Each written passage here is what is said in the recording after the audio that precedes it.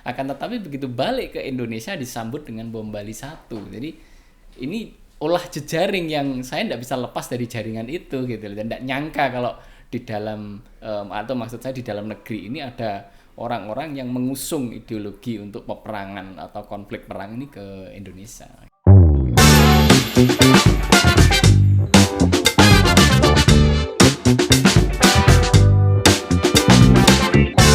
Oke, assalamualaikum. Waalaikumsalam Mbak Indah. Iya, luar biasa, fresh. Ya, Bahagia nih selalu. dari wajahnya terpancar ini. Selalu bahagia Pak Insyaallah. Mahmudi Haryono. Haryono. Oke. Di luaran sana kita perlu kenal nih, kayaknya nama beken Bapak ini bukan Pak Mahmudi Haryono ya. Ini nama asli. Nama bekennya apa nih, Pak? Kebetulan saya secara pakai nama Yosep Adirima alias Yusuf, ya dikenal sebagai Yusuf. Oke, jadi nama bekennya Yusuf ya. Ya, berarti saya panggilnya Bapak Yusuf aja nih ya, Pak ya. Dengan senang hati. Oke, Pak Yusuf, selamat datang di podcast Atensi. Siap. Ini podcast pertama kah? Iya. Iya, oke baik. Senang sekali nih saya bisa mengundang Bapak dan Bapak juga berkenan hadir di podcast Atensi. Kita mau cerita-ceritaan. Iya. Ya kan? Kebetulan Bapak ini salah satu penerima manfaat dari Kementerian Sosial ya, Pak? Iya, Betul. betul. Pasti banyak historinya nih tentang Kementerian Sosial yang juga teman-teman sobat sosial di luar sana pengen tahu. Nih, ceritanya Pak Yusuf ini. Saya mau mulai dari apa sih kesibukan Bapak saat ini? Kebetulan saya secara pribadi usaha rumah tangga di bisnis laundry bersama istri. Kemudian ada juga bisnis jasa untuk driver rental. Oke, berarti wirausaha sekarang ya Bapak ya. Udah berapa lama menekuni bidang wirausaha ini, Pak? Kalau laundrynya sendiri saya 4 tahun ya. Terus kemudian untuk jasa rentalnya itu udah 6 tahunan. Udah 6 tahun ya, udah lama juga berarti ya rental. Berarti yang awal mula itu dari rental ya, Pak? Betul, karena memang ya masih cari-cari lah untuk usaha yang cocok untuk kita. Oke, kalau laundry berarti baru ya, usaha laundry. Waktu itu untuk modal awal laundry dan rental bagaimana, Pak? Dari mana itu? Kebetulan kalau rental ini tentu kerjasama dengan pihak paguyuban waktu itu. Kemudian kalau laundry sendiri kemarin beli mesin cuci dari Kementerian Sosial. Oh begitu, berarti Bapak pernah mendapat bantuan wirausaha ya, bantuan usaha ya, modal. Iya, betul. Itu. Berarti modalnya itu dipakai untuk usaha laundry. Iya, betul. Oke, bagaimana Pak sekarang pendapatannya? Ya secara normatif karena saya di tengah-tengah masyarakat ya, penduduk tidak di perkotaan, tetapi memang kita hanya melayani untuk lokal, jadi masyarakat sekitar kurang lebih hampir 200 kepala keluarga, sehingga sekitarnya mereka mempercayakan untuk laundry di tempat kita, sekalian dari para pendatang biasanya yang kos, anak kontrak. Kos, ya. Saya sebagai anak kos juga merasa suka laundry. Butuh banget jasa itu Pak, betul. Kami apalagi zaman sekarang ya, apalagi yang pekerja gitu ya, betul. Suka mau nyuci itu agak-agak waktunya gitu ya kalau untuk bekerja. Pak, boleh nggak diceritain kenapa Bapak waktu itu bisa dapat bantuan dari Kementerian Sosial? Kebetulan saya punya background di salah seorang narapidana, ex narapidana teroris. Kemudian dalam memulai usaha di masyarakat ya tentu saya dikatakan mulai dari nol karena harus bersinggungan dengan masyarakat, belum kehidupan sosial yang lain termasuk beban saya harus punya anak ya. Terus kemudian dari Kementerian Sosial ada program itu sehingga kami yang semula bersentuhan dengan negara ini adalah hal yang aib di jaringan teroris, tetapi hari ini kami menyadari bahwa kami sebagai makhluk sosial berinteraksi dan selalu terbuka untuk menerima bantuan sehingga kami bisa bermanfaat untuk masyarakat sekitar yang notabene dulu takut sama kami gitu. Iya. Mendengar ex narapidana teroris. Ya, Pak. Itu mungkin beberapa orang juga masih penasaran. Kenapa saat itu Bapak bisa menjadi seorang ex napiter, Pak? Secara mendasar saya mulai terpapar itu sejak SMA. Jadi SMA kelas 3 semua paham, sempat masuk di pemikiran saya. Kemudian setelah lulus SMA saya lanjut di pondok pesantren, tapi tidak berhenti di pondok pesantren ternyata. Jadi pemikiran-pemikiran itu menjadi semacam PR atau yang menjadi poin penting di benak saya, apa yang harus saya lakukan. Karena melihat konflik di sana sini, saya melihat perlu saya menjadi relawan. Awalnya relawan, ada empati simpati melihat kejadian-kejadian ya terutama peperangan itu. Akan tetapi dengan bergaul dengan lingkungan tersebut, akhirnya saya terbawa ke kelompok ini gitu loh, secara bertahap tanpa sadar gitu. Berarti awalnya atas nama relawan. Iya betul. Jadi keinginan untuk bisa bergabung dengan kelompok ini pun semulanya tidak ada, akan tetapi secara step by step tidak sadar ternyata saya berada di kelompok ini dan diberi kesempatan untuk latihan militer bahkan. Oh, bahkan sampai latihan militer, Iya. Pak. Di mana saat itu latihan militer? Kebetulan saya dianggap awalnya keluar Jawa. Saya tidak nyangka kalau luar Jawanya sampai Filipina Selatan. Oh, jadinya luar negeri ya, Iya. Pak? Wah, ini menarik nih. Sampai Bapak diajak untuk latihan militer juga. Pernah ada terbersit di benak Bapak. Sampai sejauh itu Bapak apakah nggak menyadari bahwa Bapak itu ternyata sudah masuk ke dalam kelompok Jadi separatis, bisa dibilang iya. seperti itu ya? Saya sadar memang ketika saya sudah berada di sana, jadi mau kembali ke Indonesia juga nggak bisa. Jadi antara bisa bertahan hidup karena memang suasana konflik dan peperangan, kedua mau kembali ke Indonesia juga nggak ketemu jalan karena memang jejaring ini sangat kuat begitu. Oke, ketat sekali seperti Iya itu ya. betul. Jadi waktu itu dikasih taunya gimana, Pak? Bapak bisa jadi ikut latihan militer. Awalnya itu apa yang disampaikan mereka? Jadi pertama memang betul semacam relawan, empati simpati dengan keadaan saudara-saudara kita di negeri konflik. Kemudian apa kamu ndak bantu mereka untuk mengentaskan kesusahan lah bahasanya begitu. Kemudian menolong pengungsi ketika melihat penderitaan dari akibat peperangan begitu. Yeah. Secara otomatis di hati nurani saya ingin menolong, membantu apa yang saya bisa gitu.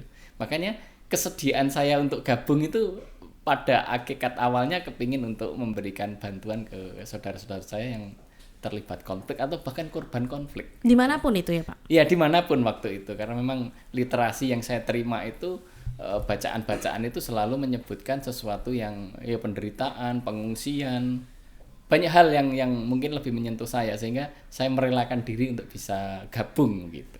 Oke. Berarti itu cukup lama waktunya ya untuk menerima paham-paham dari SMA ya? Iya betul. Menerima paham dari SMA Betul. hingga di Ponpes pun ternyata masih ada juga Betul. gitu ya, pengaruh-pengaruh lainnya. Betul. Dan akhirnya sampai masuk untuk ikut latihan militer. Iya, Setelah itu seperti apa, Pak?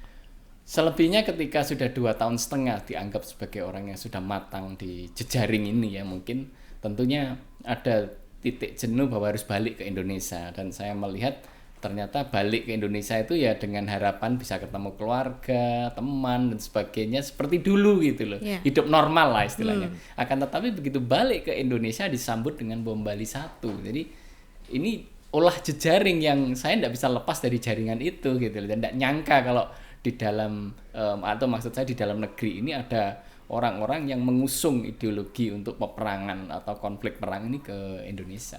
Oke, artinya Bapak adalah bagian dari bom Bali itu kah? Atau seperti apa? Secara langsung saya tidak, karena saya datang itu 6 bulan sebelum bom Bali dan saya tidak melihat. Tetapi ketika melihat para pelaku itu adalah teman saya kenal. Nah, ini sudah mulai meraba ini. Oke, baik. Saya bagian dari mereka. Baru mulai muncul kesadaran sedikit demi sedikit ya? Iya betul. Bahwa Karena kok mereka seperti iya itu ya? betul. Loh, ini teman-teman saya semua ini yang ditangkepin ini gitu. Terus kemudian saya enggak punya bom kok gitu. Pada awalnya begitu. Akan tetapi bergulirnya waktu ternyata saya ikut di kelompok ini masih ada bahan bom yang senilai 1 ton ini beredar, dan itu ke tempat saya, ke rumah saya dan sebagainya. Ini dinamikanya kami di jejaring ini. Oke, artinya itu si bom itu, alat-alat itu ya, atau bahan-bahan itu sampai ke Bapak itu dalam rangka apa? Apakah hanya dititipkan atau seperti apa? memang secara proses itu kita nyewa rumah, jadi memang ada unsur sengaja gitu loh. Kemudian saya secara pribadi karena memang sudah ahli mengetahui di bidang itu, dianggap sebagai jejaring ini sanggup membawa barang-barang itu, jadi semacam stok, pergudangan dan sebagainya lah bahasanya. Artinya pada saat latihan militer itu Bapak diajarkan untuk merakit Iya, bom tentunya, dan lain-lain. betul. Dan itu menjadi skill tersendiri kalau memang dibutuhkan oleh dunia konflik. Tapi saya menganggap ketika saya tinggal di Semarang khususnya, saya melihat tidak ada konflik di sini, jadi enjoy saja. Tetapi barang itu dengan serta-merta oleh kelompok jejaring ini diarahkan ke Semarang. Saat itu apa yang Bapak rasakan ketika barang dan bahan-bahan itu ada di kediaman Bapak tuh? Jadi ketika kita nyewa rumah itu pada basic awalnya ya murni dihuni, murni untuk usaha jualan dan sebagainya. Tetapi memasuki bulan keempat, April, Mei, Juli, ternyata barang-barang itu mulai masuk ke rumah saya. Dan itu antara sadar dan tidak bahwa rumah ini digunakan untuk penyimpanan. Oke, tahun berapa itu Pak? Maaf. Di 2003 pasca 2003 bom Bali ya? 1 ya. Jadi ini yang mendasari, kemudian saya dijerat pidana bahwa bom Semarang ini adalah bagian dari bom-bom yang ada di Indonesia. Oke, ya waktu itu terjadi bom Semarang itu ya Pak? Iya betul, karena memang undang-undang terorisme di 2003 itu pertama yang diterapkan itu ke saya. Oke. Jadi undang-undang terorisme yang diresmikan di 2003, saya lah orang pertama yang mencicipi undang-undang itu dan merasakan, termasuk menikmati penjara 10 tahun. 10 tahun saat itu ya Pak ya. Tapi memang pada saat bom Semarang itu Bapak yang menjadi perakitnya atau seperti apa? Secara tanggung jawab penuh karena memang itu kontrakan atas nama saya khususnya dan berempat, karena memang berempat ada yang sistemnya sebagai kurir, sopir dan termasuk partner di rumah itu dianggap sebagai orang yang bertanggung jawab, maka kami dinisbatkan sebagai kelompok jaringan kelompok Semarang. Oke, saat itu sudah berkeluarga? Saat itu belum berkeluarga karena pulang dari Filipina ya, baru 6 bulan pulang dari Filipina. Belum berkeluarga ya? Ya. Oke, pada saat itu setelah akhirnya harus di penjara, waktu itu orang tua masih ada? Ya pada awalnya orang tua ada, kemudian cross check menjenguk di kepolisian, kemudian dari situ saya mulai bertutur tentang kejujuran. Selama ini saya membohongi orang tua. Berarti nggak tahu sejak nggak awal tahu ya? sama sekali. Sepak terjang Bapak sampai ke latihan militer itu tahu orang tua? Nggak tahu juga? Saya buat cerita ke Malaysia kerja. Oh my god. Jadi kata orang tua saja harus dibohongi untuk menyelamatkan riwayat kita lah, ibaratnya seperti itu sampai pada level itu. Ya kayaknya kalau memang Bapak jujur juga sepertinya nggak mungkin sampai terjadi sejauh itu ya Pak. Iya ya? Betul. Bisa karena ada larangan dari orang tua, kakak, betul. Jadi memang perhatian orang tua itu sangat penting, termasuk perhatian lingkungan, sehingga kita tidak lost control lah ketika kita bergaul itu ada barometernya, ada yang mengingatkan. Minimal ada pemikiran pembanding ketika kita terjun ke kehidupan eksklusif sehingga orang lain nggak tahu, itu seolah-olah ini sempurna, padahal banyak kritikan-kritikan tentang kelompok yang eksklusif ini gitu.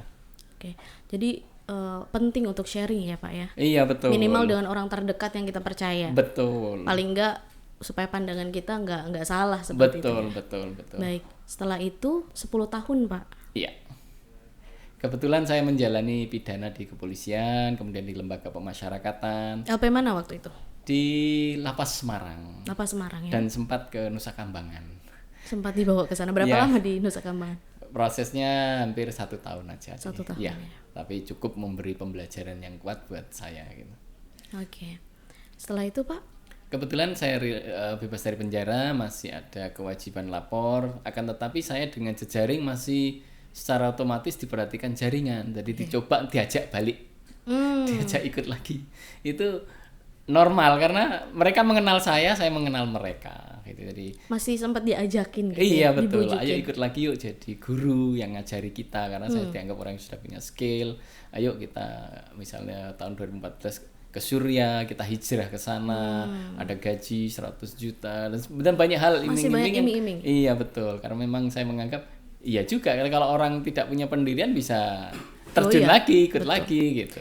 Berarti tahun berapa Bapak keluar itu dari lapas? Saya 2009 ya, kemudian ada wajib lapor sampai 2012. Nah di sisi itu ada ajakan teman-teman untuk pergi jihad ke Aceh waktu itu, tapi ya tetap ya, tak pantang menyerah ya. tidak hanya 1-2 yang ngajak, banyak sekali yang ngajak dari. Dan itu kadang kaitan dengan solidaritas iya juga. betul, tapi kita berpikir jernih bahwa kalau terulang negeri konflik ada di Indonesia, ya kita juga yang kaum muslimin yang jadi korban gitu. Jadi refleksi, jadi menemukan refleksi itu di situ, sehingga saya bisa mengatakan saya nggak mau gabung gitu. Bisa menolak. Terus sekalian saya kebetulan juga punya, waktu itu menikah, punya anak istri, ada tuntutan keluarga lagi, kita harus untuk bekerja, bertanggung jawab pada orang tua yang selama ini kita hapus sejarah kita di hadapan orang tua gitu. Baik, setelah itu sampai bisa kenal dan ketemu dengan Kemensos nih, akhirnya dapat bantuan seperti apa Pak setelah itu pasca jadi napi? Jadi merintis usaha pasca di penjara itu juga nggak gampang ternyata. Jadi kita yang notabene skillnya dulu apa istilahnya itu agak terkendala, harus nemui siapa, terus siapa yang bisa kerjasama itu karena perlu waktu gitu loh. Akhirnya sampai dipercaya bahwa Kemensos ini memberikan alat laundry, dan tentunya saya ngajak istri untuk rundingan, usaha apa nih yang cocok nih. Kebetulan masyarakat sini banyak tadi yang kos, pabrik, kita yuk laundry gitu. Akhirnya sepakat itu sebagai mata pencaharian kami gitu ya, baik yang kita jemput maupun mereka yang datang itu kita layani. Dan ini menjadi pilihan hidup lah, artinya saya bekerja di tengah masyarakat, dikenal sebagai orang yang berusaha dengan alat yang diberikan oleh Kemensos ini. Jadi kesempatan untuk menunjukkan gitu loh, kami bisa, kami juga sebagaimana masyarakat yang di sekitar, tidak ada bedanya, yang sama-sama berusaha secara sosial berinteraksi dengan masyarakat gitu. Jadi menghilangkan sikap eksklusif lah, tertutupnya itu sudah kita berangsur-angsur dengan interaksi itu. Tapi pasti masyarakat nggak begitu saja langsung menerima ya. Betul. Pak, ya? Karena pandangannya pasti kan stereotip ya betul. Masyarakat. Karena ada kejadian-kejadian, itu temenmu, ini temennya Mas Yusuf ini menjadi pembicaraan harian bahkan. Karena peristiwa itu berlangsung sampai sekarang pun gitu. Oh masih ya Mas? Iya, jadi mereka sah-sah saja memberikan pendapat. Itu temennya Mas Yusuf, memang saya kenal gitu loh. Tapi toh saya tidak melibatkan lagi, semoga dia dengan berurusan dengan negara itu juga seperti saya menjadi cerminan untuk titik balik bisa kembali ke tengah-tengah masyarakat sebagai makhluk sosial, sehingga apa yang saya rasakan ini bisa dirasakan teman-teman saya yang proses menjelang bebas dari penjara juga begitu. Jadi waktu itu dapat bantuan dari Kementerian Sosial berupa alat laundry ya. Betul. Itu juga menjadi bukti bahwa saya udah punya kegiatan lain yang lebih positif gitu dibanding sebelumnya. Dan penilaian masyarakat kan, Mas Yusuf ini kemarin ngambil laundry, ini ada peristiwa itu sudah ndak. Jadi secara otomatis ndak ada kecurigaan yang jadi memberi pencerahan ke masyarakat itu dengan giat sosial lah, dengan karya. Saya ini berkarya. Kesibukan gitu. Bapak setiap hari yang ya di laundry, di rental mobil dan lain-lain seperti itu ya. Iya. Itu menjadi bukti bahwa saya sudah tidak lagi ada di kelompok itu. Betul. Adapun empati dengan teman-teman yang sudah mau bebas, saya juga teringat keluarganya harus diperhatikan. Terus kemudian keinginan untuk memutus mata rantai agar teman-teman ini tidak terus menerus, itu juga bentuk refleksi saya, ingin mengajak teman-teman saya kembali seperti saya untuk bisa pulih seperti dulu gitu. Oke.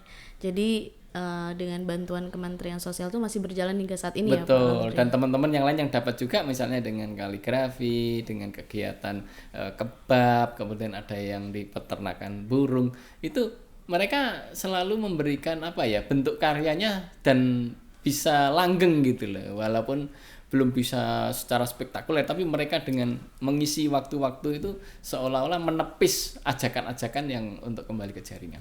Sustain ya, yang penting sustain ya. Oke. Terus pasca itu ya sampai Bapak bisa dapat bantuan Kemensos, siapa yang Bapak temui atau siapa yang menemui Bapak saat itu? Mengenali Bapak dengan Kemensos seperti itu. Kebetulan waktu itu saya juga kaget, terus ada telepon dari saya Pak Arif begitu dari Kemensos gitu. Oh iya Pak, ini kita ngobrol ketemu. Nah, saya karena sudah tidak eksklusif lagi siapapun saya terima dengan interaksi, apalagi ini perwakilan negara ini. Jadi ketika saya berusaha negara itu menyentuh kami, kenapa kami tidak menyambutnya gitu loh. Toh ini adalah untuk kebaikan yang sifatnya itu manfaat yang jangka panjang lah menurut saya. Sehingga kehadiran Pak Arief silaturahmi ke Semarang waktu itu saya sambut dengan baik gitu. Karena saya menganggap Pak Arief datang itu bukan untuk saya tapi untuk semuanya menurut saya, karena teman-teman yang lain juga punya permasalahan-permasalahan yang berbeda-beda tetapi menjadi semacam solutif gitu ketika mereka memerlukan peralatan pertukangan, memerlukan misalnya pengembangan kedai kebab, itu mereka bisa, bahkan Pak Arief saya ajak keliling untuk bisa ketemu mereka, jadi diskusi dikenalin gitu. juga gitu ya ke teman-teman yang lain ya. Jadi rasa berkenalan awal ini saya menganggap negara betul-betul hadir dengan ya mungkin terjunnya Pak Arief ke tengah-tengah kami, karena di bayangan kami selama ini saya menunggu kok belum ada yang datang ke rumah gitu, seolah-olah apakah kami ini orang yang terpinggirkan gitu. Nah, sempat seperti itu berpikirnya. Jadi apa negara ini sudah enggak menganggap kami itu masih dianggap berbahaya gitu. Akhirnya kami mencoba dengan interaksi ini dan diajari juga cara rancangan anggaran belanja apa saja yang dibutuhkan, termasuk bentuk pertanggungjawabannya harus seperti apa. Itu kan kita juga begitu awam gitu, tapi dengan seperti ini kita dilatih untuk bisa bertanggung jawab kepada istilahnya ya semacam bentuk mitra kerjasama yang sifatnya itu negara ingin mencoba membantu kita tetap eksis di masyarakat itu. Itu aja. Artinya nggak cuma sekedar bantuan ya Pak, betul, tapi pendampingan. Betul. Bagaimana bantuan ini tetap bertahan seperti itu ya, dan bahkan berkembang. Betul. Dan harapan besar ya harus berkembang. Kan ya gitu kan. Gitu. Betul. Pak Arief ya berarti sebagai sosok yang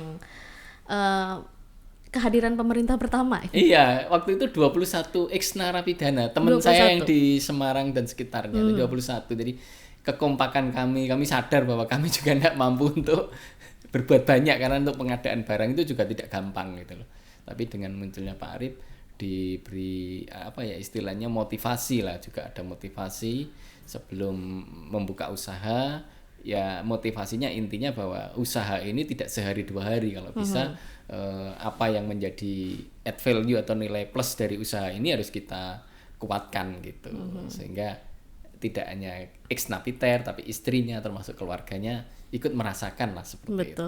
Untuk semua ya Betul. Pak ya. Berarti laundry sekarang, usaha Bapak laundry yang sekarang ini pendapatan udah berapa Pak? Kebetulan menggunakan 2 mesin sekarang, dan memang agak kesulitan air kemarin sempat kita pengadaan tandon karena air di kota juga agak susah ya? Pakai tandon yang besar itu, sehingga ya pelayanan dengan 2 mesin, 1 mesin 8 kilo, kalau 2 berarti 16 kilo per satu kali proses. Sehari mungkin sekitar 4 atau 5 kali proses, sehingga istilahnya pelayanan laundry ini bisa maksimal lah. Ya saya katakan tadi kan itu di perkampungan ya, di pinggir kota, sehingga apa yang bisa kami berikan ya tentu ada kompetitor, karena ada kompetitor misalnya sehari jadi misalnya kan gitu.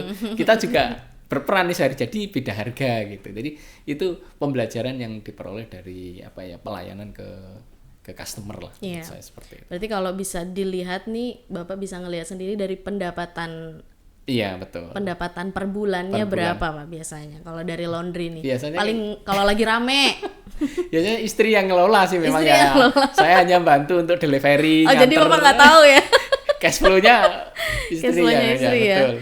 Tapi ya tetap cukup membantu karena memang juga listrik, air, SPP anak tercover. Oke, berarti lumayan ya hasilnya ya seperti itu. Tadi kita ngomong-ngomong kesan Bapak bertemu dengan Pak Arief. Saya jadi pengen nanya-nanya juga nih sama Pak Arief. Ya, apa aja sih yang Pak Arief sampaikan sampai akhirnya sekarang laundry-nya juga bisa berkembang ya seperti itu ya. Artinya punya porsi yang cukup mempengaruhi. Bahkan saya diajak ke rumah beliau. Gitu. Di kediaman beliau sampai saya belajar seperti ini ya gitu. Jadi tapi Bapak nggak ngajarin Pak Arief bikin bom. Jadi ada dari prasangka itu akhirnya hilang gitu loh. Ternyata artinya kepercayaan, trust and belief-nya kuat, sehingga kami ya seolah-olah dipersaudarakan lah. Tidak hanya sebatas negara tetapi ya sedulur gitu loh. Sedulur. Ya. Akhirnya jadi saudara ya, Jadi Pak? saudara, Betul. jadi seling kabar-kabar, bahkan WA-an terus gitu. Oke, Itu baik. juga bagian dari Pak Arif yang juga welcome gitu. Oke, saya pengen undang Pak Arif juga in frame. Siap. Saya pengen tanya-tanya, mungkin beliau juga akan menjawab jujur. Iya. Apakah juga diajak untuk belajar tentang perboman? Enggak ya Pak ya? Itu untuk udah kisah masa lalu Masa ya. lalu, iya, Tapi kadang betul. juga kalau kita mengingat masa lalu itu akhirnya lucu juga ya, kok Iya. bisa sampai ke Sampai situ ya. seperti itu. Dan yang akhirnya kita sadari sekarang yang penting sudah sadar. gitu. Iya betul. Sudah menata hidup lebih baik. Betul. Gimana kalau kita undang ya? Iya, Pak sangat Arif ya? setuju saya. Oke, baik Pak Arif silakan kita in frame.